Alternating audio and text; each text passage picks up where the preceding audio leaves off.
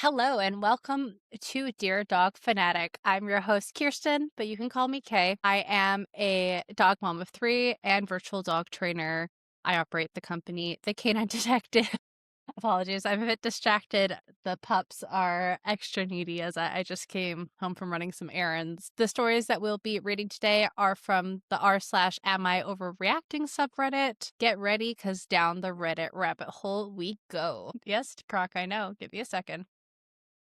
I know. Hopefully, as we grow and as I have more resources at my disposal, I'd like to get some multiple cameras so we can see some different camera angles, but specifically I'd like to have a dog cam. So I'd love to angle it so that way I could have my dogs here like on the seat, and then you could have like me reading and all that jazz, and then we can just cut to pan to Kronk's reaction as he's staring into my soul right now. So our first story today is from user Throwaway for Big Sads.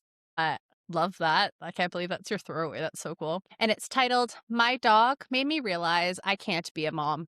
For context, I grew up in a very toxic home with a verbally abusive mother and father who never really stood up for me. I've always assumed that I'd want kids one day, but since I'm young, it hasn't really been on my mind. Last summer, my family adopted a puppy, which I was very excited for, but quickly realized that I had to be the one responsible for him. My mom doesn't usually come home from her job until late in the evening, and my dad, who only works 3 days a week, but to be fair, they are 12 to 14-hour shifts, flat out refused to help. I'd be fine with this arrangement if I had nothing going on, but I was taking a full college semester of courses that summer, including accelerated physics and organic chemistry.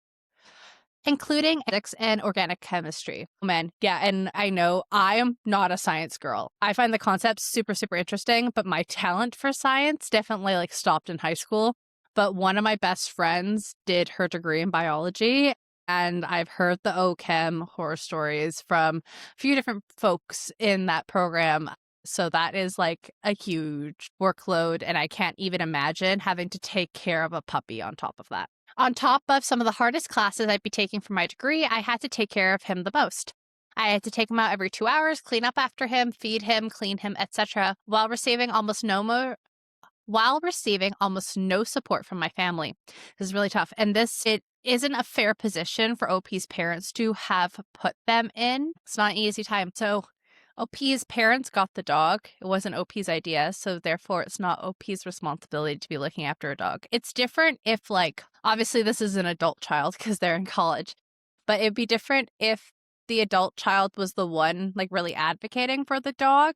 Then obviously they would have the responsibility because they're the adult and they asked for the dog, but this is not the case here. And as I've said previously, if it's kids asking for a dog, that final decision rests with the parents because they're the ones who have the actual responsibility in looking after the dog. Apologies if you hear scuffling in the background. My two youngest are kind of playing with each other, and one is trying to bury himself in a bunch of blankets. So if you hear a snuffling and noises like that in the background is is what's going on right now.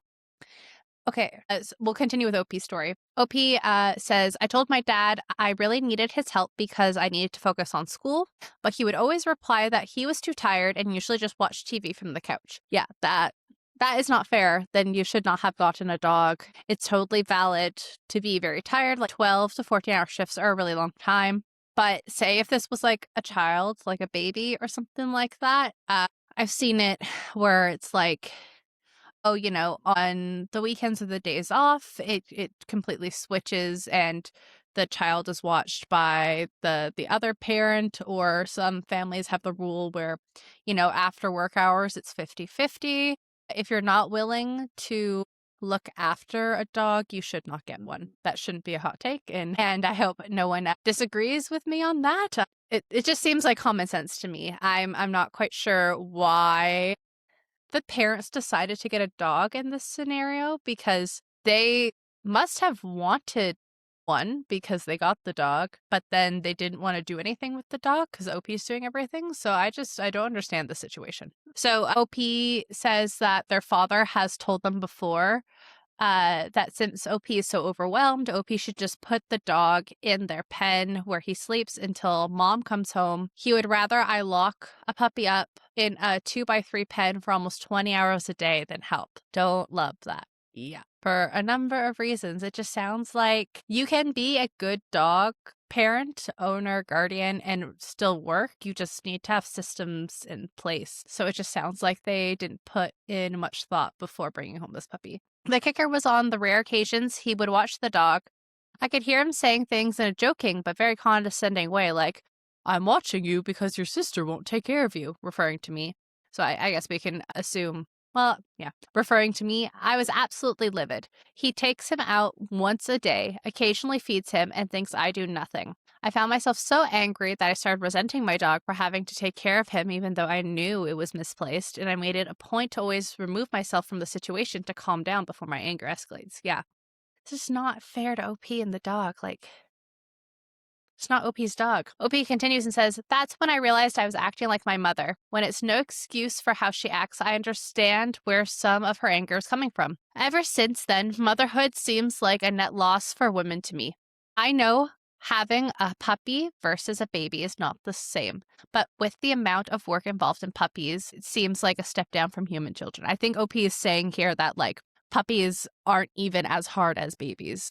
So, like, already a puppy is a ton of work. Can't even imagine how much work baby is going to be. It's put into my perspective how often men don't see the invisible labor women put into making family units work, even when both sides have jobs, and how much anger and resentment it builds. Yeah, and this is definitely true. Like, we see this across cultures, across countries. Like, this is it can vary by an individual basis, but I think most people would agree that a disproportionate amount of labor is put on women a lot of the times in the child rearing process. OP continues and says, "If I had kids with someone like how my dad acts, the relationship will be doomed to fail, and I could turn out just like my mom. I love my dog, but no thanks. I know it's not every man, but I'd rather not find out if it's the one I chose when I'm 2 kids in like my mom." Yeah, and this is the other thing too that is so difficult, especially like the 2 years in, 2 kids in like my mom.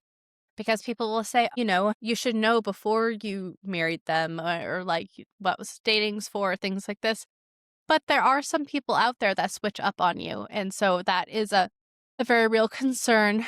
And one thing that I was very thankful for when I was still in the dating scene and figuring out life partners and all that before I met my fiance, but not having the additional consideration of if this is going to be the father of my child was made things so much easier. Because the thing too is when you go into dating somebody and you're going to have kids, you have to think through, like, am I going to, like, if we got divorced, if we weren't together anymore, different things like that, is this person still going to be a good co-parent? Like, without even considering me, is this person going to be a good parent as well? Yeah, it's just a lot of factors to consider. Um, and I find it so interesting that this user had made that connection of, like, this is how bad it is with a puppy, imagine with a kid.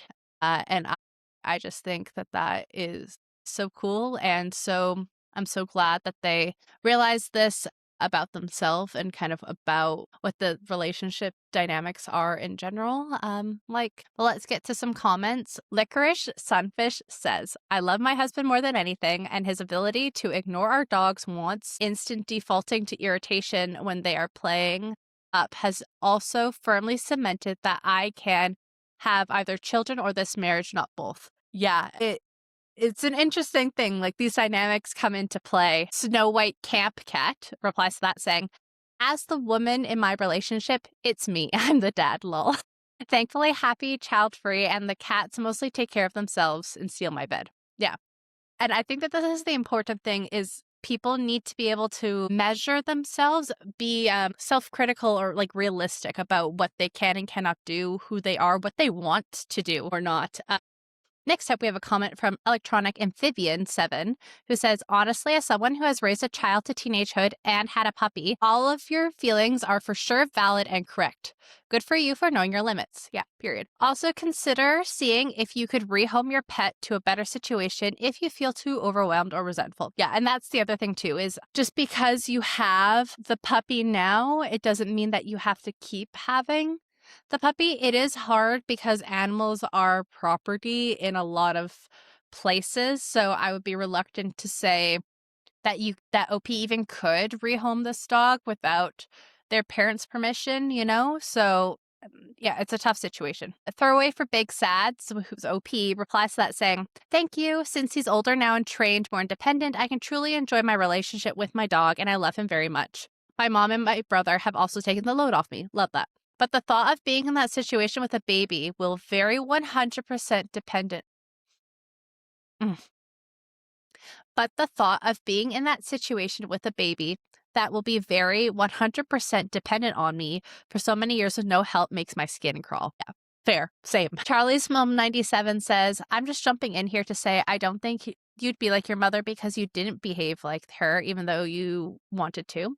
You fought that instinct. Already you're miles ahead of your mother. Also, the dog caring was thrust on you. If you wanted to have a child, you'd be making that decision for yourself. It wouldn't be forced on you. If you do marry, get into a relationship, you already know what you will not put up with from your partner. So would more likely not pick someone like your father. Not that being child-free isn't a valid choice, mind, but based on what you wrote here, I just want you to know that I think you'd do better than your parents did. Yeah, and that's the other thing, too, of does not negate the fact that this situation can happen. But yeah, I don't. If OP wants to have kids, they should be able to. That the OP response to this saying, I know I'm late to replying, but thank you. Your words mean a lot. We have another comment from a user called 6 Pound Puppy. Very curious. Is it like a Chihuahua? I wonder what the breed is. OP just put down some of the most brilliant insight I've ever read on Reddit. For her to see what was happening with the puppy and her dad and know how exactly to extrapolate that into a possible future of her own is just something rarely, if ever, seen on here. Good for you, OP. You're far smarter than most of us. Reddit has definitely shown me that men in the majority of relationships are just like her own dad. There's a lot of back and forth between people under that saying that, like, the majority of men in the relationships are like the dad or not. Neither here nor there, nor dog related. So I'm going to skip over that and you can feel free and read the rest of the comments if that is of interest to you. Oof. Okay. Next up on True Off My Chest. And keep in mind, this subreddit is really interesting because on the one hand, it is kind of like a place for venting, like with OPs of like, oh, this is like how I'm feeling about something, right? And I can't tell anyone in my real life, so I'm going to post it here or things like that. And then there's people who do really not nice things and then admit to it on Reddit. And I feel like from the title that this story is going to fall into that category, but we'll see. So this is from Pop International 917. I dropped my mother-in-law's dog off as a stray at a shelter. I don't feel bad. Very, very curious to see. Again, not saying I agree or not with it, but dogs are considered property in a lot of places. So like, you just stole someone's dog? But let's read the story.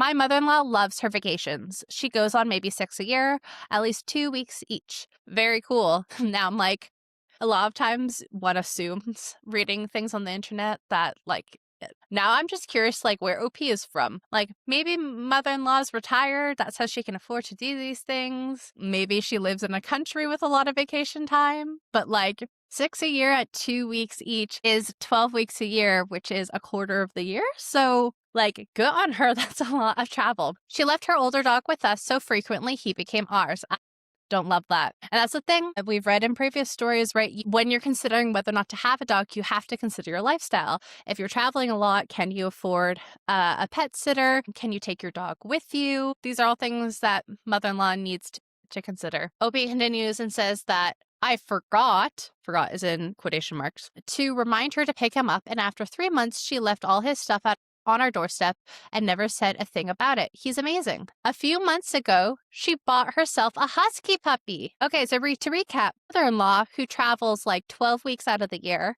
had left her senior dog with her child and their child-in-law, with their children, and then just decided without a discussion, hey, I'm just going to abandon this dog with you and just leave all their stuff in front of your door. Like, crazy, crazy A. And then buying a husky puppy when you're gone so many weeks a year. OP continues. The husky puppy, he is Satan incarnated. So now I'm very, very curious of like, is this dog actually crazy or is just puppy things after being with the senior dog for so long? But let's read on. When we watched him for the first time, he was insane. This time he was even worse. He jumps, takes food off the counters, bites, chews everything, steals. He trips my husband down the stairs, leading to a dislocated shoulder and concussion. I am curious. Let's keep reading and then I'll give you my thoughts from like a dog trainer perspective. He snarled at my 7-year-old when she was coloring, ripped my 2-year-old's diaper off while she was eating, and bit my 4-year-old in the face hard enough to bleed in the first 4 days. Yeah, no. Nope. Done. Done, done, done, done, done. Nope. See, from the first sentences of like, counter surfing and jumping and with the bites, I was like, sometimes people say my puppy bites me and they mean like he's mouthing or playing or something like that. And sometimes it's bite. So you always ask follow-up questions because some people like don't know the difference or don't describe the difference. Again, chewing everything, very normal puppy behavior, stealing things. I mean, tripping the husband down the stairs, accident, not on purpose. But the whole snarling at children, ripping a diaper off, biting the child in the face, no. And now this is so tough. And okay, this is what's hard and so dangerous. You don't mess around with dogs and kids. You just don't. I'm of a firm belief that like there needs to be strong management and training when it comes to dogs and children. The littles are going to behave in a way that is a lot of times not great for the dog. It takes the dog a while to be trained on how to deal with the kids. With a lot of it, it's management and separation for quite a while, and then do not leave your dog unsupervised with the children. If I was OP, I would have just not accepted the dog in the house, period, because you didn't know the dog with the young children. But I understand that this was kind of the dynamic that was grandfathered in, if you will, from the older dog. OP continues, he also constantly nips at our dogs and had a fight with our senior. Pit Bull's still got that fight in him, but he's old and fragile. Yeah, the dog seems to have some issues. Yesterday, while my husband was in hospital, why was your husband in hospital? Well, I guess, yeah, dislocated shoulder. He fell down the stairs. So now there's this poor person who they have their children, 7, 2, and 4. So they have 3 children, multiple dogs of their own, because they have a senior pit bull. I don't know if they're talking about 2 different dogs here, but they for sure have like an older dog from the mother-in-law that was her old dog, and then they have a senior pit bull. Not sure if that's the same dog or not, but they say that they have dogs. So there's at least 2 dogs and 3 children in this house besides this crazy husky puppy. So poor person's on their own with a lot as their husband is in the hospital. And I'm assuming it's like husband's mother, because this is OP's mother-in-law. So yesterday, while my husband was in hospital, the day after the dog bit their son, I drove him to a shelter a few hours out, told them we found him and tried to bring him in, but he's awfully behaved and we can't keep him. Peace has been restored in my home. My husband texted his mom and said he ran away. I thought I'd feel guiltier, but I don't. I'm just relieved. This is not an Am I the A-hole post, so we won't give judgment. The couple problems I have with this is you did steal somebody's dog. Whether or not mother-in-law should even have this dog is neither here or there, but you did steal somebody's dog. Not great. Secondly, you didn't disclose to the shelter, or at least you didn't say in the post that you disclosed to the shelter the fact that the dog has a bite history and isn't good with children, which of course you probably wouldn't have done because you said that the dog was a stray. So you're setting that dog and the next family up for failure. That's not great. Third, this doesn't prevent your mother-in-law from getting another dog. The mother-in-law should have had a sit-down conversation of like, hey, you abandoned the senior dog, but we're fine because we love this dog. We're going to keep them, but no more dogs. We're not watching dogs for you. And if I were OP, I'd be warning all the shelters in the radius, few towns, to like blacklist mother-in-law's name so she doesn't get more dogs because she is not a responsible dog owner. But let's see what other people say. Hope for Us says, had a roommate that got one. He treated the dog so bad. The dog was turning mean, used to dig under the fence every day. Roommate went on vacation and the dog dug again and got out. I did look for him, but I was glad I didn't find him. A year later, I saw him at a park with a family playing very well. I was so happy. Wrong, comfortable says, OMG, I'm so happy for that dog. What happened to the roommate though? But it's like thou, like THOU. And that person replies saying, he moved out after he got back, thought we were negligent, and was so angry. I didn't care. The dog dug into the trash once, and my roommate shoved his head into the trash can to teach him a lesson. After the dog went to the roommate's bed and peed all over it, I laughed. He did. Yeah, some people should not have dogs. Contrary Coyote Bait said, to OP's original post, said, Huskies are not for regular dog owners. They're also working dogs that need a job or they behave poorly. This is more of their being a bad owner more than a bad dog per se. The dog was doing bad things, but only because it wasn't taken care of by its owner. Sad for you, sad for kids, sad for dogs, sad situation all around. Book Addict 1918 applies to that, saying, yes, I mentioned that she might consider leaving her mother-in-law at the shelter since she is the real problem. Yeah. And then people sharing various mother-in-law stories. I'm very fortunate in that my mother-in-law is a very, very nice lady, but definitely I have seen and read enough of these stories to know where that stereotype comes from. Amateur biotic? Yeah, I think. You did the best thing for your family, the dog, and your mother-in-law. I used to think about getting a husky, then I dog sat one. No, thank you. My border collie kept looking over at me asking, what in the F is this dog doing? Border collies and huskies are both smart, and they both know exactly what it is you want them to do at every given moment. But border collies want to please their humans. Huskies do not give what the humans want. So this is an interesting thing. Not all dogs are the same. Yes, they are the same species, but there's so much variety into the different dog breeds. Generally, huskies are not recommended for first-time dog owners, not to say that you cannot have one. And actually, one of my previous coaches, she used to be a dog trainer, and now she helps other dog owners run their businesses. She got huskies for her first two dogs, and that turned out okay. As far as I know, right? But it's not always the case. And it's really important that people know what they're getting into when they are picking a dog for themselves. Deleted user asks, why enable the situation and agree to dog sit for her every time? That small bear replies to that saying, I had that question too. And why was the husky allowed near the young children if it was showing to be aggressive? Let's see what the replies are. Luna Night Phoenix replies to that saying, puppies and young children are never a good idea. Heck, adult dogs and young children usually aren't good ideas either. And then Amateur Biotic replies to that saying, every puppy should be introduced to children and toddlers. If a dog has not interacted with small humans, it will never recognize them as human. That is a problem. Kids and puppies are great together when large humans understand dogs. And that was downvoted. Luna Night Phoenix replies to that saying, they can do that without physical contact to the point of being able to bite a baby in the face. Yeah. And that was going to be my point of socialization is super, super helpful for dogs and puppies. This basically just means like teaching them to be able to know how to act in public, socializing them, exposing them to lots of different stimuli, people that look different from one another, like different ethnicities, size and shapes, ages, etc., because to what Amateur Biotic was saying here is that like recognize as humans a strong thing. Basically, you want to teach your dog or your puppy not to be fearful of things. And one of the ways you can do that is to expose them to different situations. So that way it's not weird or foreign and off-putting to the dog. But I would agree 100% with Luna Night Phoenix, who says you can do that without physical contact. Yes. So a lot of the times when you're socializing puppies, as a quick and easy example, you will put that puppy in a stroller or in a backpack.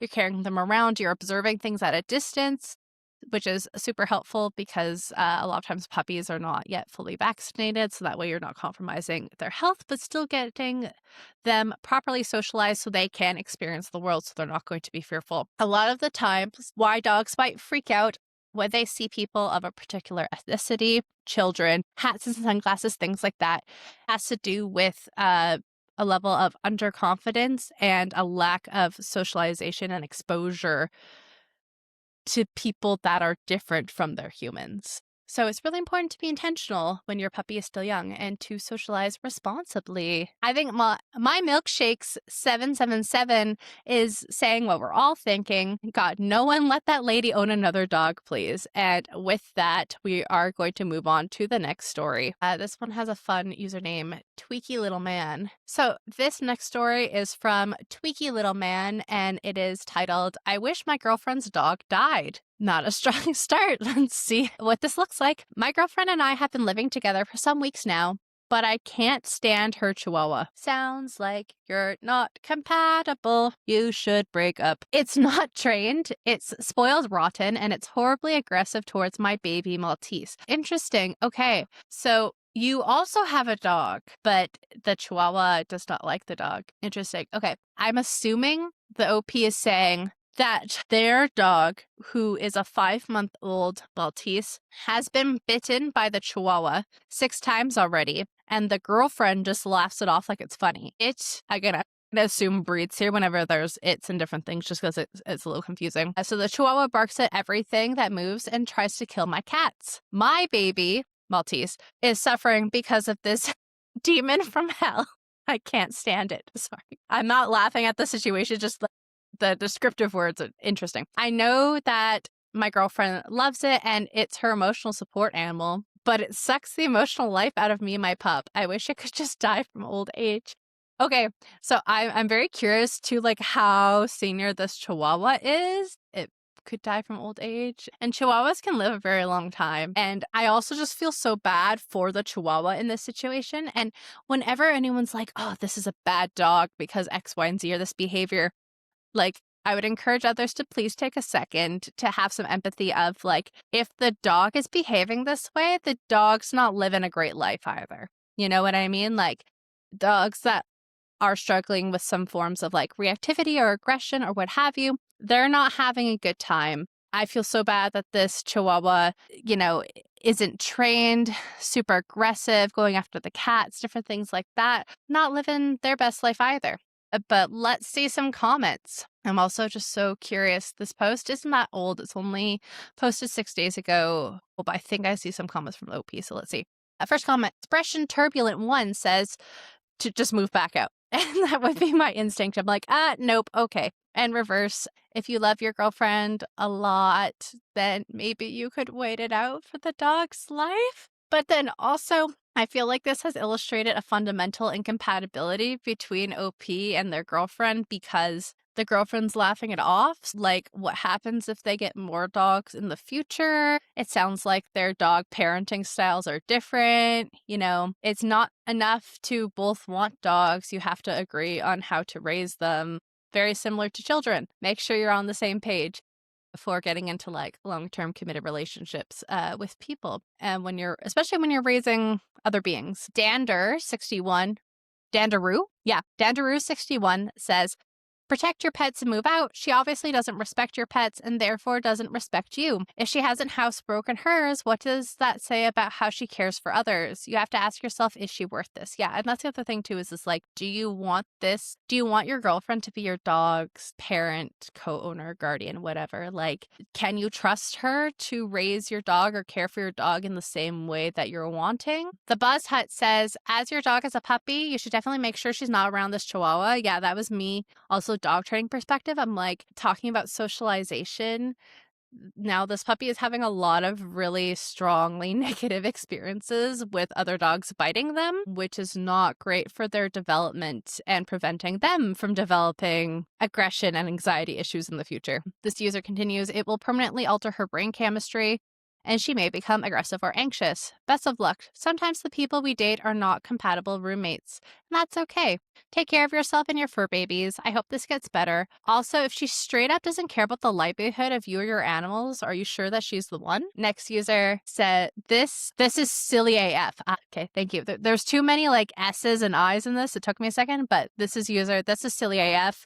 They say, did you not know this before moving in together? The OP responds to that saying, the Chihuahua is an absolute angel when we are both by ourselves. Interesting. So I wonder if it's just then like other pets in the home, which doesn't make their particular situation better. But I'm assuming if you've been dating your girlfriend for a while and have hung out with her chihuahua and are moving in together, like, you probably existed in her space with the chihuahua and maybe took the chihuahua out together in public sometimes. So maybe the chihuahua is only aggressive with other animals in the home. And in which case, maybe like the girlfriend didn't know that either. I don't know. Interesting.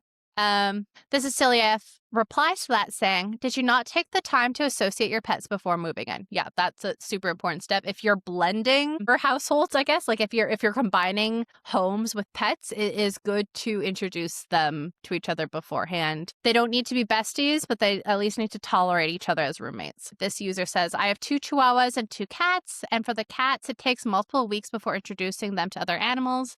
And it's always a slow progression through a barrier so neither get hurt. And yeah, I've heard this said about cats before. OP replies to that saying, I know how to introduce animals, I swear, but the situation was way more complicated than just that. I had to rescue her from ice, and we flew back to my country. I failed in introducing them softly, but my priorities were in another place at the moment.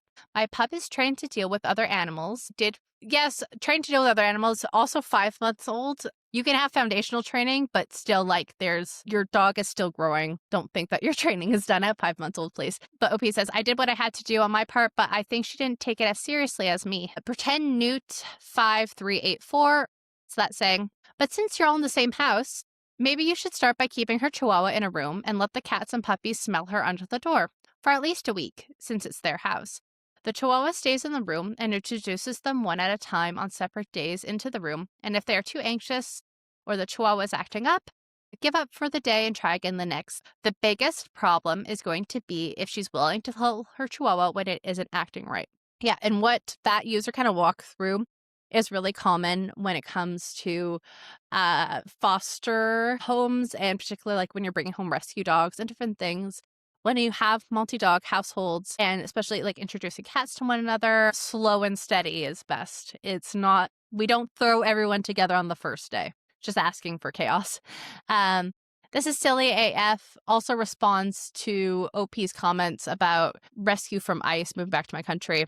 And they say, that sucks that she won't put in the effort. It must be a lot, but you should try training the dog. It'll probably be a pain in the butt, but if you're going to be with her regardless, it's worth a shot. Pretend Newt replies to that saying, yeah, and tell her she has to cooperate and she needs to show the chihuahua consistency the way you're training it. If she wants it to walk around the house like the rest of the animals, the chihuahua needs to get along with the rest of the animals. If she's not on board, she can find it at home. Yeah, and I agree. A lot of this comes down to training and management. I definitely would encourage folks to talk with the breeders they're getting their dogs from, the rescues. Reputable ones will have a protocol that they can direct you to on this of how to introduce your pets to your home when there's no other animals in it, just in general, how to ease your new animal companion into your home.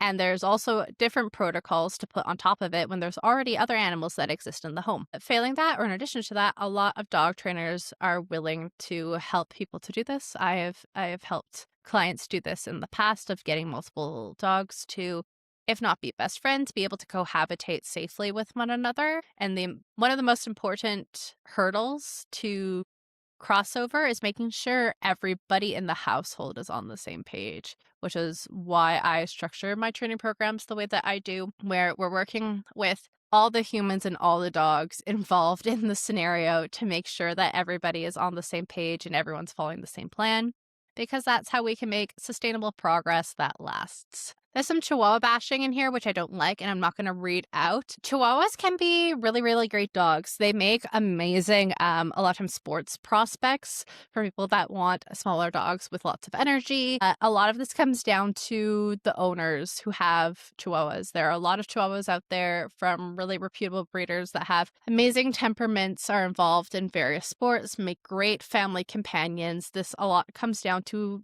getting your dog from a good source.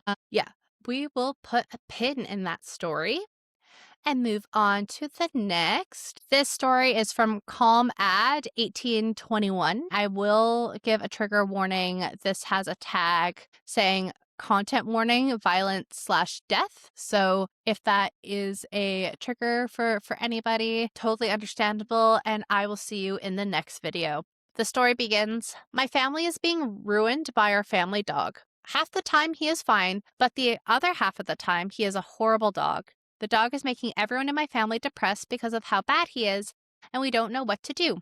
There are options, but all of them seem bad in some way." If you're wondering why a dog trainer will ask you a ton of questions on intake and when you make a statement about like what your dog is, why we ask so many questions is somebody will make a statement like this, and sometimes it's regular puppy issues of going like potty in the house and like barking at squirrels or things that might not seem as extreme. And some people will say things like this, and that dog has a bite history of 4 puncture wounds, can't exist without having a muzzle on. So you always want to take a second and quantify and qualify the severity of a situation and figure out what's actually going on. So let's see the details. Anytime we want to so much as go outside with our dog, he barks like there's no tomorrow. Every single time. Going to the store, he barks.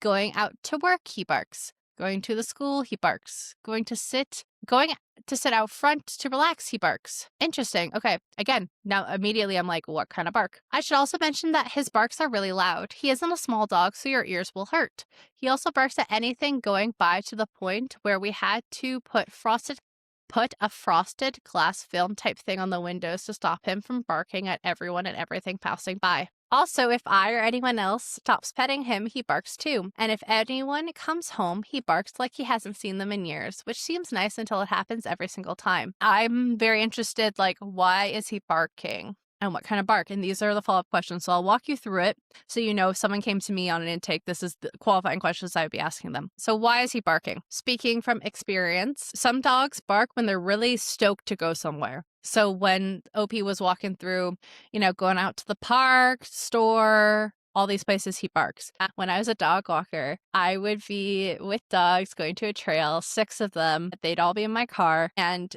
they would be barking their heads off for like the last 5 minutes before we got to the trails because they were so stoked to go out on a hike. And because this was their routine, like weekly or bi-weekly, right? They knew where they were going. So once we drove close enough that they figured out, we're going to like this park and this trail, super excited. So when they were saying that, I wasn't sure. Frosted glass type things, barks at anything. A couple things could be causing that. That could be things like reactivity and like resource guarding or protectiveness over the home. This could also be an indicator of like a lack of stimulation where the dog is barking at anything and everything because every stimuli is new and interesting because they are so bored, and over again it continues to reinforce them. Barking when someone stops petting him, that's demand barking. And so already why I'm walking through those is these could all be rooted in the same thing, or if any people could come to me with any of these things as their own separate issues. So this is why I'm curious to know more details about this dog. And the worst part is, says OP, he bites. This part alone justifies putting him down. He has bitten everyone in my family in total and has bitten 6 to 7 people. Yeah, and so this is, again, interesting and why I would want to know more, because the barking doesn't necessarily go with the biting. They could happen together, they could happen separately. I'm wondering if there's an overall underlying issue, like is there some sort of medical neurological disorder that just makes this dog super reactive or aggressive? Is the barking, like they indicated previously, aggressive barking? Because as I said, a lot of those instances it could just be excited barking or demand barking. So, and I'm also very curious, why did he bite? I'm not saying that bites are justifiable or not. I'm just curious if we have more information that Hopi will share with us why did the bites happen? What's the context? Because that also can tell us more about the root cause of the behavior. So they say the solution to solving all of this from the beginning would have been to train him, but we couldn't do that. I remember saying multiple times around the first year we had him that we need to train him, but we never did that. My brother and mom said they would try to train him multiple times, but they never have. I don't want to train the dog, a responsibility I never asked for, and I think I shouldn't have to. My dad will probably only help put the dog down because he hates the dog. And if we only Use logic, we should have put him down already because of how many people he has bitten. But my brother and mom have gotten attached to the dog, so that isn't an option. It also feels a bit humane to put him down too. Yeah, this is a really tough situation. One of the reasons why it is helpful to work with a trainer rather than trying to DIY it is the accountability piece. But we can only make so much progress with a dog as we are willing to put effort into changing the behavior. It is tough. What I will say about inhumane about putting the dog down or not.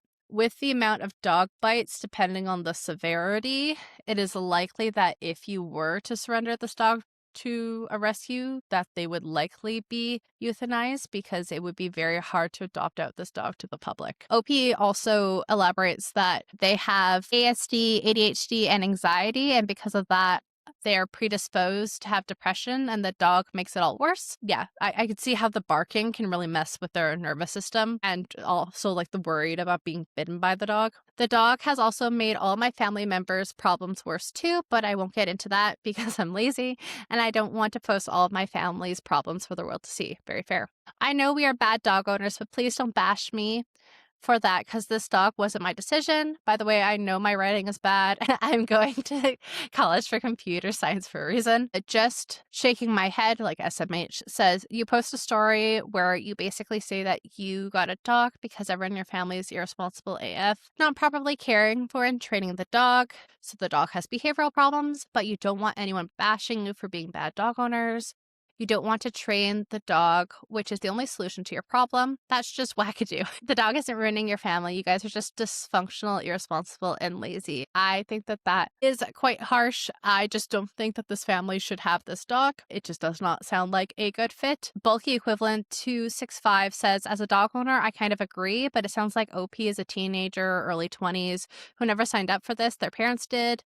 Sounds like their understanding of bashing their family, the family, but not OP. Basically, this user is insinuating that like the OP's comments wasn't asking to that the OP wasn't asking for people not to like bash their family, but just like not bash OP because OP doesn't have any power in this situation. So Nombi, I think it's like N0BY says, that poor dog, it sounds like it never got the chance to be the best dog it could be. If the dog gets put down, I hope your family never gets one again. It's one thing if it's your dog and you're refusing to, but it's not your dog, so it shouldn't be your responsibility. Yeah, I agree. It is very, very tough, and we are going to see more and more of this if we haven't already. Given the current economic environment, depending on where you're tuning in from, life is more expensive. More and more people are staying at home for longer. So you are going to have these instances where there are um, multi-generational families living together, and so some people choose to have dogs that the other people may not have signed up for, and unlike like a roommate situation where you could just choose not to room with them, you might end up being a little bit stuck. So it's a really complicated issue. This user says, also not bashing you because again, it's not your dog, you're forced to be there, but I am bashing your family.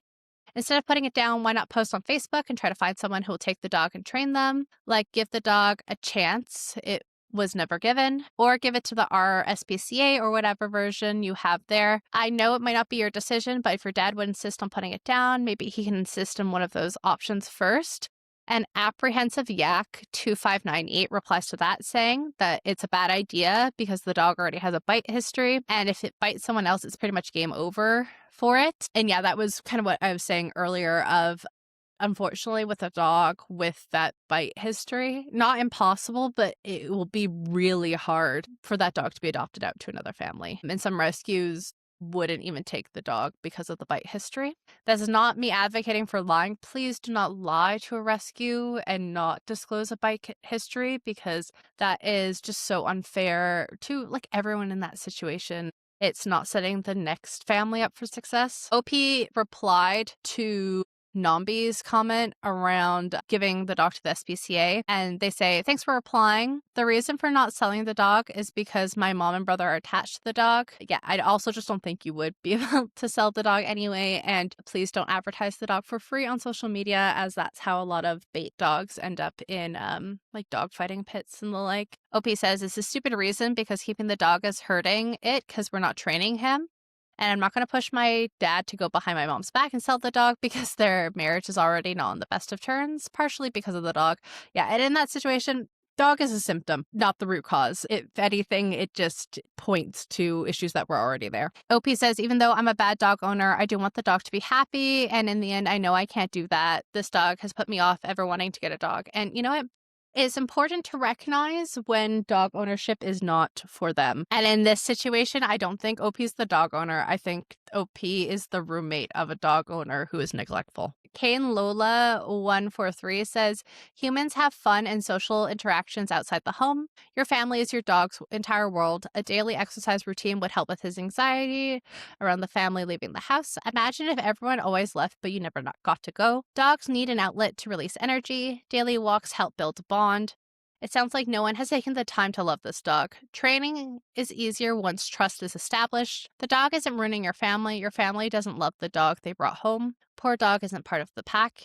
You see, it's not that dogs are bad. It's people who impact their behavior. It's a direct reflection of the household. A perspicacious reader says, my sister had a dog that was so barky and anxious that he would literally bite and rub the skin off his back. It was heartbreaking. And always, that's just how he is. He was abused before. I've tried everything. Long story short, she could no longer afford to take care of him, so he came to live with my husband and I, where he had a routine, a schedule, his needs were always met, and we never yell or fight. And within a couple of weeks, he stopped scratching. His fur grew back, and he was chill almost all the time. He still barked at strangers sometimes, but he was a whole new dog. My sister came over and she was like, did you drug him? Why is he just laying there? No, I didn't drug him. He's just not having 24/7, 365 panic attacks because he knows he's safe and that tomorrow is going to be just like today is. He gets exercise and we play with him every day. He isn't alone all day. I take him out to pee more than 3 times a day. Basically, I treat him like a sentient creature who has feelings and needs. OP, imagine if the only interaction you had with your humans was them yelling at you to stop barking or tossing food in your bowl or sliding the glass door so you could go outside and pee. You'd probably spend your day screaming and begging for someone to pay attention to you too. Yeah, and I think some of the users here are missing. Well, let me read this one more comment. Petty Little Tired says, give your family an ultimatum. Either they pay for an instructor or the dog will be sent to someone who will take it if possible, or it will be euthanized.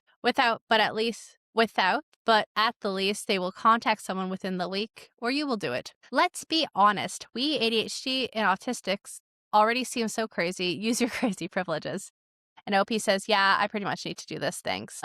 Yeah, and I think people were a bit harsh to OP in this situation. Again, like I said, it's not OP's dog, and there's only so much you can do when you're living in somebody else's house. Last story today, trigger warning, euthanasia. So again, like the last one, feel free and skip if it is too triggering for you today. And we'll see you in the next video. I'm pretty sure this user's name is Eee, like the sound a siren makes. And the story is titled, I think my mom euthanized our dog before her time, but I'll never tell her that. She was a 12-year-old Labrador and an absolute angel. She was my mom's baby and helped her through my father's death and COVID while I was still living 100 miles away at university.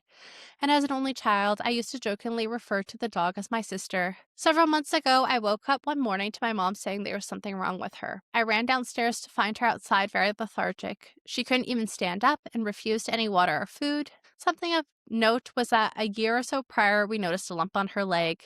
The vet said it did seem like it was likely cancer, but didn't encourage a biopsy due to her age and the risks of anesthesia. So we decided to not go with the biopsy and just live her best life as best we could with pain meds for her and took her on holiday, which she loved. During the past few months, she was limping on that specific leg and could no longer go down the steps to the main garden, so we would go to the toilet either in the front garden or on the patio. Despite that, she was still a loving baby and loved all the cuddles and fuss. Anyways, she was lethargic and my mother was crying and said that she felt like it was time and that the possible cancer was probably the cause. She made the decision to euthanize her on the same day at home with myself and my mom making sure she knew that she was the goodest girl in the world. Yeah, that is so sweet. And I love that they were able to also take the opportunity to euthanize the pup at home when possible. You know, it can be such a scary time for dogs, and I think making any creature's passing the most peaceful that you can is just like the ethical thing to do. And I will also say, I think it's important to note that with senior dogs, and particularly dogs that have this kind of medical diagnosis of we're not quite sure how long they're going to live and their quality of life, it's better to be a week too early than a day too late, especially when pain is involved. OP continues, though, saying, a few hours later, my mom briefly mentioned that dog had eaten some of the cat's litter earlier in the day. She used to eat the cat's poop when she got older. We tried to stop her, but labs will be labs. Labs do indeed be labbing. My mom didn't think anything of it, but immediately I had a bad feeling. My cat's litter was made of silica gel pellets. I did some Googling and found out it can be toxic to dogs and sometimes cause blockages. I didn't and never will let my mom know. And I know realistically it probably was better for her to go earlier rather than later due to her leg issue. But I've always had the nagging what if in my head. What if it wasn't her possible cancer that caused the issue that day, but an issue with her eating something she shouldn't have, something that may have been resolved by just managing to get her to the vets and inducing vomiting. I'll never know the true answer, but I'll never let my mom know that there was a possibility that day wasn't her time. Yeah, and I think that that is the responsible thing to do. Don't put that guilt on your mom. And like OP themselves said, the dog, it was going to come a time soon for the dog to pass away, given the cancer or possible cancer. And if this was just the impetus, maybe this was why this all happened that day, if you want to believe in fate and all that jazz of, maybe the dog eating the litter resulted in her being euthanized a week or two before the pain would have become really bad. We just don't know. And it's hard. Don't dwell in the what ifs because it wasn't a bad thing. Happy Puddle, first commenter, says, if it was because of the litter that had caused a blockage, putting her down at that age was still the right call. If the vet recommended against biopsy, there's no way they would have agreed to do surgery to remove a blockage. She was an old gal who sounds like she lived a very happy and fulfilled life. Letting her go before she was in even more pain and her quality of life deteriorated further was the best thing you could do for her. Yeah, I agree. 100%. Duchess of Fire says, vets don't put down healthy pets just because the owner asked them to. It sounds like your mom did the right thing for your dog. Gilmore on Mayberry says, I come from a family that put their dogs through hell in order to keep them alive for themselves. It's very hard to watch. The greatest act of love is letting your pets go when it's time. What your mom did was brave.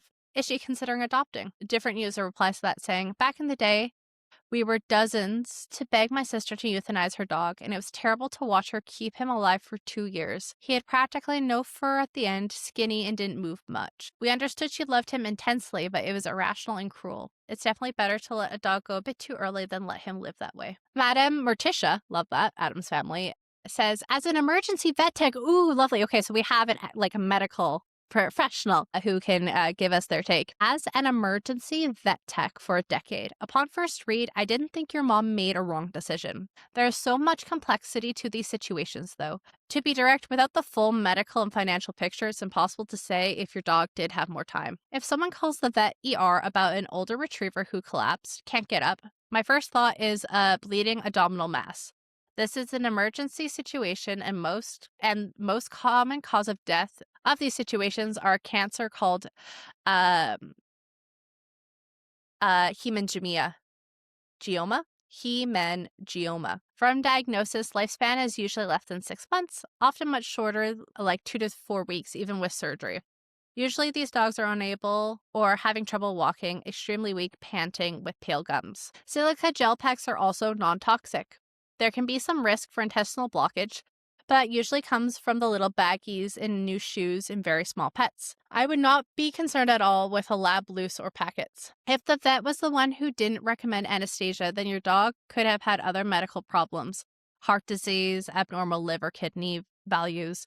Bottom line, though, is that your beloved dog was having a much harder time getting around even before this day. It wasn't a wrong decision. It was one you weren't well informed of why or included in making, which is wrong. I hope you aren't too hard on your family as they lost a loved one too, and I hope you can come to find peace with it soon. Yeah, absolutely love that. And I think that that is a great note to end for today. As always, feel free and share your takes in the comments below. The link is in the show notes if you want to submit your own dog stories. Have a safe and restful day. Thanks for watching, and give your dog some scratches for me. See you next time.